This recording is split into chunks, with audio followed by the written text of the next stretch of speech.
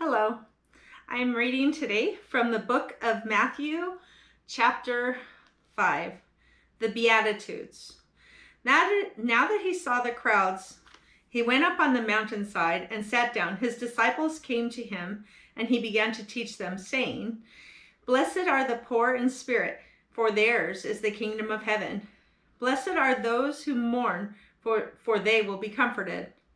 Blessed are the meek, for they will inherit the earth. Blessed are those who hunger and thirst for righteousness, for they will be filled. Blessed are the merciful, for they will be shown mercy. Blessed are the pure in heart, for they will see God. Blessed are the peacemakers, for they will be called sons of God. Blessed are those who are persecuted because of righteousness, for theirs is the kingdom of heaven. Blessed are you when people insult you, persecute you, and falsely say all kinds of evil against you because of me. Rejoice and be glad, because great is your reward in heaven. For all the same way they persecuted the prophets who were before you. Salt and light. You are the salt of the earth, but if the salt loses its saltiness, how can it be made salty again? It is no longer good for anything except to be thrown out and trampled by men. You are the light of the world.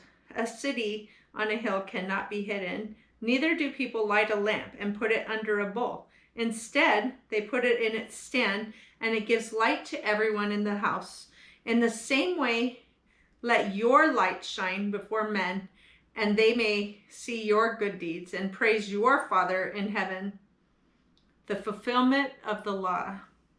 Do not think that I have come to abolish the law or the prophets. I have not come to abolish them, but to fulfill them. And I tell you the truth, until heaven and earth disappear, not the smallest letter, not the least stroke of a pen will by any means disappear from the law until everything is accomplished. Anyone who breaks one of the least of these commandments and teaches others to do the same will be called least in the kingdom of heaven. But whoever practices and teaches these commands will be called great in the kingdom of heaven. For I tell you that unless your righteousness surpasses that of the Pharisees and the teachers of the law, you will certainly not enter the kingdom of heaven. Murder. You have heard that it is said to the people long ago, "Do not murder.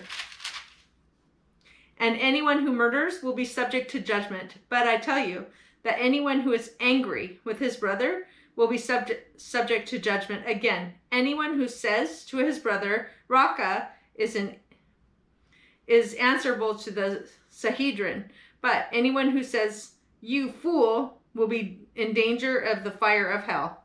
Therefore, if you are offering your gift at the altar and there remember that your brother has something against you, leave your gift there in front of the altar. First go and be reconciled to your brother, and then come and offer your gift. Settle matters quickly with your adversary who is taking you to court. Do it while you are still with him on the way, or he may hand you over to the judge, and the judge may hand you over to the officer, and you may be thrown in prison. I tell you the truth, you will not get out until you have paid the last penny." Adultery. You have heard that it is said, "Do not commit adultery." But I tell you that anyone who looks at a woman lustfully has already committed adultery with her in his heart. If your right eye causes you to sin, gouge it out and throw it away.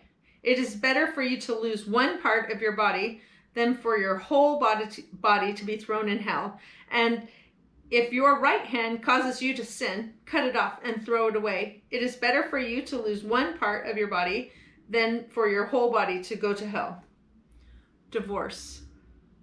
It has been said, anyone who divorces his wife must give her a certificate of divorce. But I tell you that anyone who divorces his wife, except for marital unfaithfulness, causes her to become an adulteress, and anyone who marries the divorced woman commits adultery.